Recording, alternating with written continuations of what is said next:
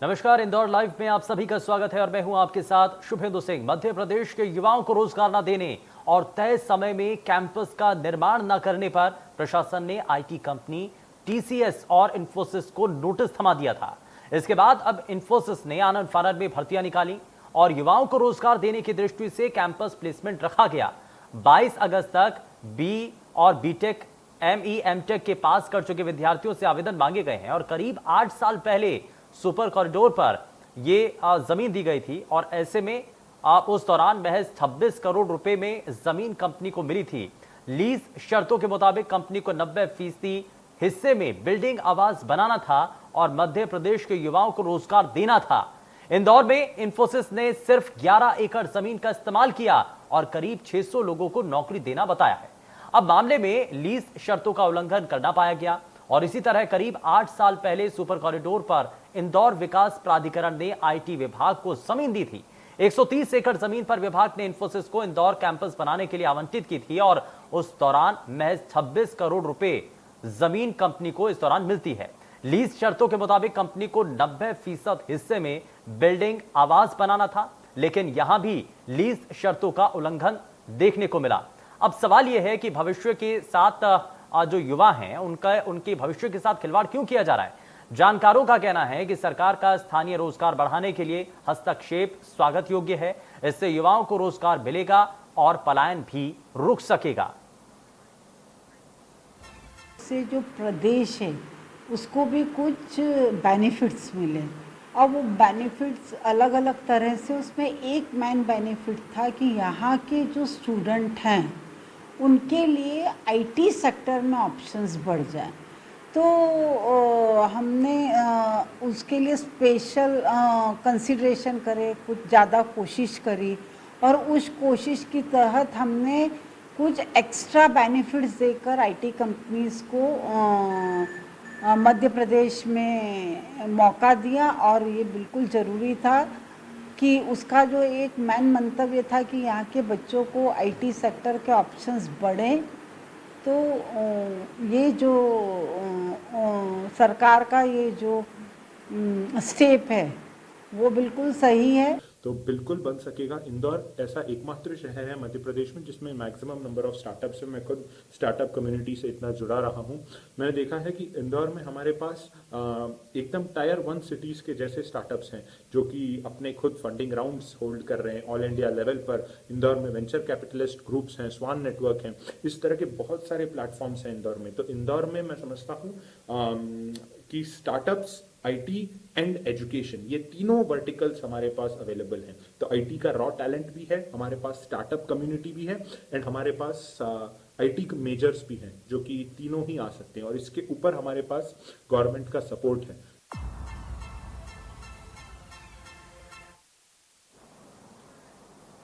तो इंफोसिस ने आनन फानन में अब भर्तियां निकाली हैं और ऐसे में अब युवाओं के भविष्य को लेकर के बड़ा सवाल भी बना हुआ है। लेकिन सवाल रोजगार को लेकर के है। बड़ी बड़ी कंपनियां जब इंदौर के अंदर हैं तो ऐसे में आप जो युवा हैं उनको रोजगार के रास्ते कितने आगे आने वाले समय के लिए मजबूत किए जाने हैं।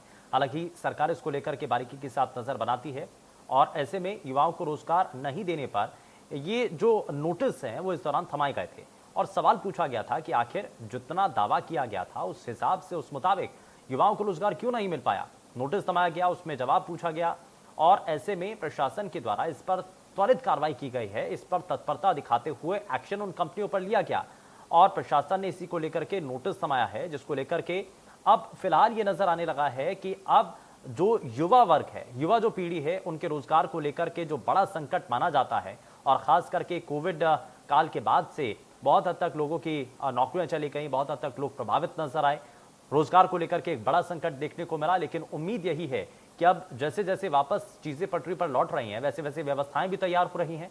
लेकिन साथ ही साथ इन व्यवस्थाओं को तैयार करने के लिए प्रशासनिक अमला पूरी तरीके से उन कंपनियों पर भी नजर बनाए हुए है जिन्होंने बड़े बड़े वादे किए थे।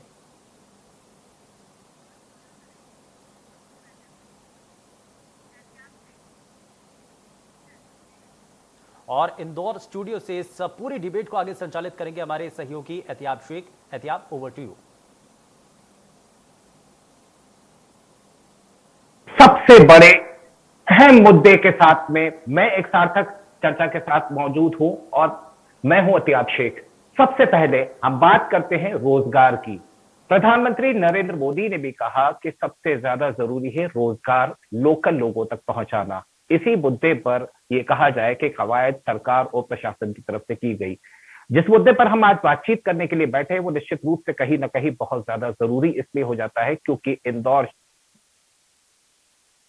सकते हैं आईटी हब इसलिए कहा जा सकता है क्योंकि मध्य प्रदेश का यदि बैंगलोर या सिलिकॉन सिटी है तो वो इंदौर शहर है। मेरे पास आज चर्चा करने के लिए खास मेहमान जुड़े हैं जिसमें सबसे पहले मैं तारुफ कराना चाहूंगा सिद्धार्थ राजहंस का, जो कि आईटी प्रोफेशनल है। इन्हें हम गूगल बॉय के नाम से भी जानते हैं, हार्वर्ड के हैं, देश में भी इनके स्टार्टअप थे और विदेशों में भी इनके स्टार्टअप थे। साथ ही साथ राजीव सैमुअल साहब मेरे साथ में मौजूद है जो कि एक यूनिवर्सिटी के डायरेक्टर है। मेरे साथ हर्षवर्धन प्रकाश जुड़ेंगे। सबसे पहले सिद्धार्थ मैं आप ही से समझना चाहूंगा, सिद्धार्थ आईटी के कितने प्रोस्पेक्ट आप इंदौर में देखते हैं? आपने देश में भी काम किया और विदेश में भी काम किया, किस तरह के हालात देखते हैं? इंदौर की स्थिति कैसी? सर, सबसे पहले तो ये बहुत ही सराहनीय कदम है जो हमारे गवर्नमेंट ने लिया है, बिकॉज टीसीएस और इंफोसिस आ तो कई साल से गए थे इंदौर में, बट उन्हें फुल स्केल पे ऑपरेशनल करना एक बहुत बड़ी चुनौती थी और इस डायरेक्शन में काफी ये एक महत्वपूर्ण कदम है। इंदौर में वैसे तो मैं समझता हूँ जो रॉ टैलेंट है, जो कि एक बहुत बड़ा वर्टिकल है इस पूरे आईटी इंडस्ट्री का, वो भरपूर है। हमारे पास आज की तारीख में सबसे ज्यादा इंजीनियरिंग कॉलेजेस है। शायद किसी देश में पर कैपिटा या पर यूनिट उतने इंजीनियरिंग कॉलेजेस नहीं होंगे जितने हमारे पास इंदौर में। और उसके अलावा हमारे पास ऑलमोस्ट 11 यूनिवर्सिटीज हैं। अकेला ऐसा शहर है हिंदुस्तान का जिसमें कि एक आईआईटी और एक आईआईएम है। तो ये सब समन्वय के कारण इंदौर एक आइडियल अपॉर्चुनिटी है। हमारे पास रॉ टैलेंट है, हमारे पास एक स्टार्टअप वर्टिकल है, इंदौर में एक स्टार्टअप कम्युनिटी है, एंड आईटी का टैलेंट भी अब हमारे पास काफी ज्यादा है क्योंकि हमारे यहाँ के बच्चे ही पुणे, बॉम्बे सारे महत्वपूर्ण शहरों में जाया करते थे। तो वैसे तो इंदौर में हम अगर गिनने जाएं तो बहुत सारे अपॉर्चुनिटीज हैं इस सेक्टर में, बट सबसे ज्यादा ये मैं कहूंगा दैट हमारी एक तो गवर्नमेंट बहुत ही जुझारू है, हमारी लोकल एडमिनिस्ट्रेशन बहुत प्रोएक्टिव है। तो ये सारी चीजों को देख करके इंदौर आराम से इंडिया का सिलिकॉन सिटी तो बन सकता है। बैंगलोर के तर्ज पर है। बैंगलोर में अब जैसा कि हम कहते हैं एक स्टार्टअप बबल आ चुका है, तो उस टाइम पर देखा जाए तो इंदौर में आज की तारीख में हमारे पास आइडियल अपॉर्चुनिटी है to become the next big thing in India. बेशक बेशक सिद्धार्थ, आपने बिल्कुल सही कहा। राजीव जी, आप मेरे साथ बने हैं, आप खुद आईटी के स्टूडेंट्स को देखते होंगे। यहाँ के प्लेसमेंट्स की अगर मैं बात करता हूं तो आप मुझे सिर्फ थोड़ा सा ये समझाने की कोशिश कीजिए कि यहाँ से प्लेसमेंट्स किस तरह के होते हैं और यदि वो कंपनियां इंदौर शहर के अंदर ही आ जाए। राजीव जी, इंदौर में अगर आप देखेंगे तो जैसे सिद्धार्थ ने सही कहा कि पिछले 20 सालों से इंदौर के बच्चे इंदौर से बाहर जा रहे हैं।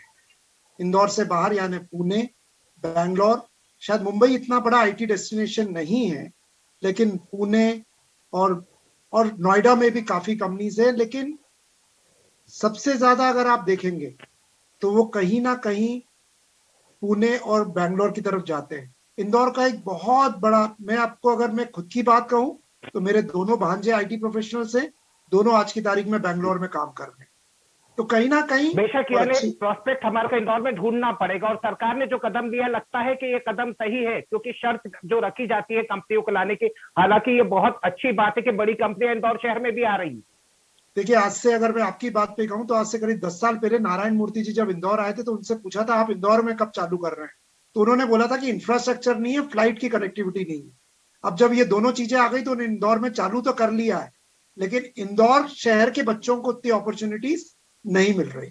नहीं, बिल्कुल। बेशक सिद्धार्थ, मैं आपसे समझना चाहूंगा जिस तरीके से जो बड़ी मल्टीनेशनल कंपनीज हैं, वो मल्टीनेशनल कंपनीज जो कि बड़े प्रोस्पेक्ट खड़े करती हैं आपके प्रदेश के लिए, आपके देश के लिए, आपने ग्लोबल लेवल पर काम किया है। भारत के जितने आईटी प्रोफेशनल्स, खासतौर पे इंदौर के आईटी प्रोफेशनल्स, क्या आपको लगता है कि वाकई में इंदौर में जो कॉस्टिंग होना चाहिए उनकी, वो काफी सस्ती पड़ेगी अगर बाहर की कंपनियां यहाँ आती हैं और इंदौर के टैलेंट को यहाँ से एब्जॉर्ब करती हैं? एब्सोल्युटली सर, इंदौर में और मैं कहूँगा पूरे मध्य प्रदेश में ही एक बहुत बड़ी अपॉर्चुनिटी है कॉस्ट को लेकर के। क्योंकि अब जब से कोविड आया है, देखिए मोस्ट ऑफ द कंपनीज, हम वर्ल्ड लीडर्स की बात करें, ट्विटर हुआ, कोरा हुआ, ये सब अब रिमोट फर्स्ट कंपनीज बनती जा रही हैं। इन्होंने कंप्लीटली वर्क फ्रॉम होम वाला मेथोडोलॉजी अपना लिया है। तो ऐसे में अगर हम कंपनीज की बात करें, हमने पिछले जो मैग्निफिसेंट एमपी समिट हुआ था, इस तरह के सब समिट्स में हमने ये पॉइंट उठाया था कि एप्पल और गूगल जैसे कंपनियों को प्रदेश में आना चाहिए, और ये हमने उनको प्रपोजल भी भेजा था। और एमपी में सबसे बड़ा एडवांटेज ये है कि जो डाटा सेंटर पार्क बन रहा है पीतमपुर के वहां पर डाटा सेंटर जैसी चीज अगर हमें एस्टेब्लिश करनी है तो एक शहर का कायाकल्प हो जाता है, बिकॉज कुछ नहीं तो वो 5 से 10 हजार जॉब्स क्रिएट करता है। और उस सेक्टर में डाटा सेंटर के बिजनेस में सबसे बड़ी चीज होती है इलेक्ट्रिसिटी का बिल, एयर कंडीशनिंग और स्पेस, और ये तीनों ही चीजें काफी वाजिब दाम में मध्य प्रदेश में अवेलेबल हैं। एमपी का जो पर हम वॉटेज कॉस्ट है हमारे मध्य प्रदेश पश्चिम क्षेत्र का, और इसके अलावा हमारे यहाँ पर land is again very readily available. ये सारी चीजें हैं जो इस तरह की कंपनीज के लिए अपॉर्चुनिटीज क्रिएट करते हैं। और मैं समझता हूँ कहीं ना कहीं ये सब कंपनीज अपने कॉर्पोरेट एजेंडा को आगे लेकर रखते हैं। जैसे कि कुछ दिन पहले रविशंकर जी प्रसाद जी से भी मैं समझ रहा था कि जब उनका ट्विटर के साथ वो एक कम्युनिकेशन हुआ था अबाउट एंश्योरिंग की ट्विटर कंप्लायंसेस माने, तब भी वो यही बात कह रहे थे कि ट्विटर इंडिया में एक कंप्लायंस ऑफिसर नहीं रखा है उन्होंने, वो पूरी तरह से कंप्लायंट नहीं है। तो कहीं ना कहीं मैं समझता हूँ इन कंपनीज को भी थोड़ा सा, हम देसी भाषा में कहें तो हकेलने की जरूरत है।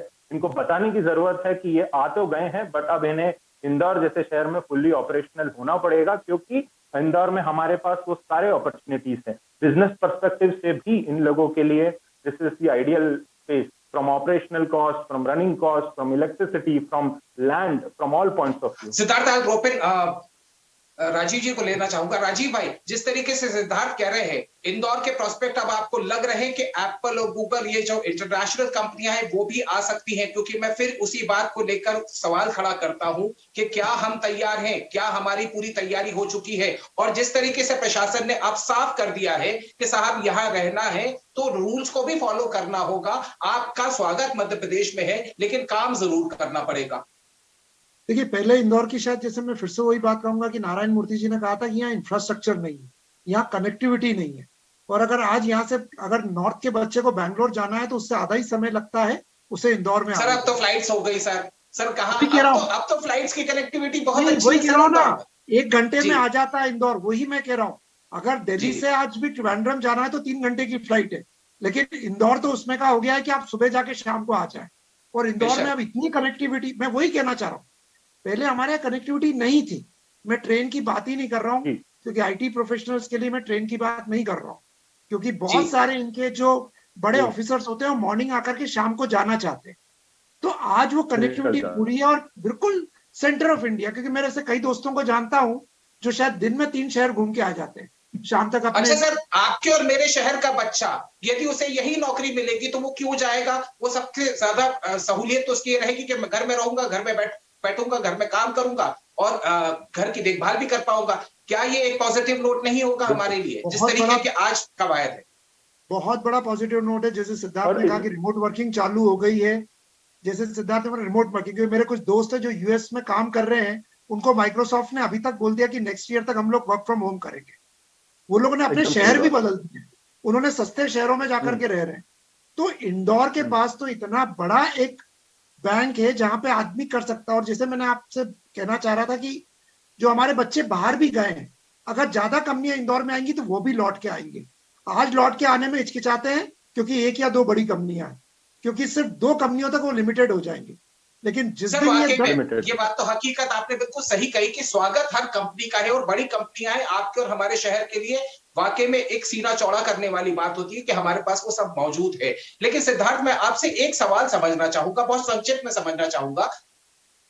सर, सस्ते में जमीन दे रहे हैं हम, हमारे पास सस्ता मैन पावर है, हमारे पास रॉ मटेरियल मौजूद है, फिर शर्तें क्यों नहीं पूरी होती है सर? कहां जाके कहानी अटक जाती है? वही है सर, एक चीज है ब्रांडिंग मध्य प्रदेश की। अब हमारे शिवराज जी के सरकार में एंड मनीष सिंह जी हमारे परम मित्र हैं, कलेक्टर हैं इंदौर के, इन सब ने इस बात को काफी सीरियसली लिया है। कहीं ना कहीं आज से 5 और 10 साल पहले जो है मध्य प्रदेश की ब्रांडिंग उस तर्ज पे नहीं थी, जो कि जैसा कि सर ने भी कहा कि नारायण मूर्ति को भी लगता था कि मध्य प्रदेश और इंदौर जो है वो थोड़ा बैकवर्ड सिटी है। ये एक परसेप्शन हमको बदलने की जरूरत है, बिकॉज हमारे पास टैलेंट है, हमारे पास सारी फैसिलिटीज है। Perception is what we need to change, because America जैसा देश है, they market the hell out of everything, ये हर चीज में मार्केटिंग लेकर आ जाते हैं। तो अब हमें अगर जरूरत है तो गवर्नमेंट लेवल पर हमें मध्य प्रदेश को और इंदौर को खास करके एज एन आईटी हब हमें प्रोजेक्ट करने की जरूरत है। हम सारे स्टेप्स ले रहे हैं, बट कंपनीज को भी ये बात समझने की जरूरत है। आज आप कोई भी शहर देख लीजिए, पुणे देख लीजिए, जो कि हिंजेवाड़ी, जो कि पुणे का एक आईटी हब माना जाता है, वहां से लोगों को शहर से आने के लिए 1 घंटा लगता है, 1 से 2 घंटा लगता है। इंदौर जैसे शहर में मात्र 15 से 20 मिनट या आधे घंटे में आप कहीं से कहीं ट्रैवल कर सकते हैं। ये और हमारे यहाँ आज की तारीख में MR10 MR9 रोडवेज भी इतने अच्छे हैं, जहाँ पे कि TCS और इन्फोसिस बेस्ड है। हम TCS के खुद के ऑफिस की बात करें, केंसिंगटन ऑफिस जो उनका पवई में है, उससे कितना बड़ा कैंपस है इंदौर में। इंदौर में इट इज स्प्रेड हॉरिजॉन्टली, जबकि वहां सब इट इज स्प्रेड वर्टिकली। ये एक बहुत बड़ा फैक्ट है जो ये कंपनीज को नोटिस करना चाहिए। And it is time that हमारा गवर्नमेंट उन्हें और प्रोत्साहित करे, उसे और ब्रांड करे कि हम इंदौर को अगला आईटी कैपिटल ऑफ इंडिया बना सकते। राजीव भाई, सिद्धार्थ से आप इत्तेफाक रखते हैं, आईटी हब क्या इंदौर शहर को हम देख पाएंगे और कितने जल्दी ये होते हुए देख सकते हैं सर? देखिए, इसमें दोनों तरफ है। जैसे सरकार अपनी तरफ से कदम उठा रही है, तो शायद बच्चों को भी जो पहले आज बाहर जाते हैं, कई बार वो मानसिक रूप से इंदौर में रुकने तैयार होना चाहिए। क्योंकि मैं जैसे फिर से कहूं कि वो लोग सोचते हैं कि सिर्फ 2 कंपनियां नहीं है जिंदगी में। जैसे मैं इंदौर के एक बहुत बड़े सर्जन से बात कर रहा था, बोले इंदौर इसलिए नहीं आना कि नई चीजें सीखने नहीं मिलती है। जब इंदौर में और कंपनियां आएगी, जैसे सिद्धार्थ ने कहा, एप्पल को बोला, ट्विटर को बोला, जितनी वैरायटी होगी तो शायद बच्चा रुकने के लिए, और इंदौर में पढ़ने वाला बच्चा सिर्फ इंदौर का नहीं होता है। मेरे ख्याल से 40% बच्चा इंदौर का होता है। सिद्धार्थ, शायद आप मेरे से एग्री करोगे, तो उनके लिए तो इंदौर मुंबई है उनका, उनके लिए इंदौर उनका एजुकेशन तो एजुकेशन हब है। और आप खुद शिक्षाविद हैं, आप कई स्टूडेंट्स को पढ़ाते भी हैं सर। जब बच्चे तैयार हो जाते हैं, किस माइंडसेट के साथ में रहते हैं बच्चे, खासतौर पर आईटी के जो बच्चे हैं, वो किस माइंडसेट के साथ में रहते हैं? देखिए, आजकल का हर बच्चा, पहली चीज तो कई बार थोड़ी अच्छी बात नहीं है, लेकिन कि अपने माँ बाप से थोड़ा दूर जाना चाहता है, अपने इंडिपेंडेंट लाइफ जीना चाहता है। इसलिए मैंने कहा कि बाहर के बच्चों के लिए तो इंदौर गंभीर बात है। नहीं, एक गंभीर बात है, लेकिन बहुत हल्के में कह रहा हूँ, क्योंकि ये एक बड़ा कड़वा सच है। लेकिन इंदौर के बाहर के बच्चे के लिए तो वो मुंबई है, वो पुणे है, इंदौर भी एक मेट्रो है उसके लिए। शायद इंदौर का बच्चा आज भी थोड़ा, लेकिन इंदौर में इंजीनियरिंग में पढ़ने वाला शायद मैक्सिमम बच्चा इंदौर के बाहर का अब आ चुका है, और उसको यहाँ अपॉर्चुनिटी मिलेगा तो जरूर रुकेगा। जी सर, मैं सिद्धार्थ से भी एक लास्ट कमेंट लेता हूं before we wrap up. Siddharth, the prospects are very high. Sir ने बताया कि बच्चों का माइंडसेट किस तरह का है। इंदौर शहर की तस्वीर बदलते हमने देखी है। सरकार को अब हमने देखा कि सरकार ने अब कहीं ना कहीं अपने वादा खिलाफी जो हो जाती है कंपनियों के द्वारा, उस पर भी नकेल कसना शुरू की है। कंपनियां भी अब समझ रही हैं कि बेहतर से बेहतर परफॉर्म करना है, तो इंदौर शहर के अंदर, मध्य प्रदेश के अंदर उन्हें बेहतर परफॉर्मेंस देना होगा। लोकल टैलेंट को और ज्यादा बूस्ट करने के लिए आपका, क्योंकि आप यहां से, मैं कहूंगा कि जिस गूगल बॉय को मैं जानता हूं, जिसको कि आप मैंने नाम दिया था, मुझे याद है, तो गूगल बॉय क्या कहेगा इंदौर के लोकल लोगों को कि उनका रोजगार की अपॉर्चुनिटीज कितनी है और यहाँ इंदौर शहर में हमारे पास कितना कुछ है?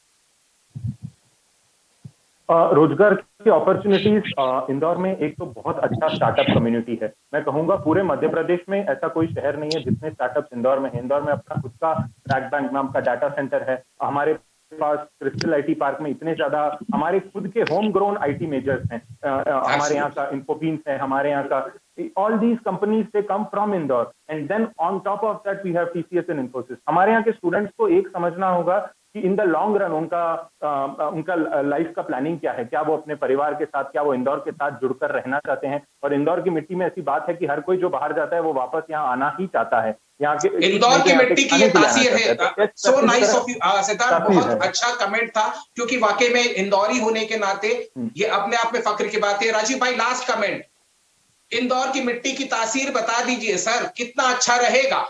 सर, इतना अच्छा है कि इंदौर से IAS ऑफिसर आता है तो जाना नहीं चाहता है। तो इंदौर की मिट्टी की तासीर तो बहुत ही अलग है, यहाँ से कोई जाना ही नहीं चाहता। जैसे, लेकिन वो बच्चे शायद डेवलप होकर के, जैसे सिद्धार्थ बाहर जाकर के कुछ बन के आया, एक अपने आप का एक लेवल अचीव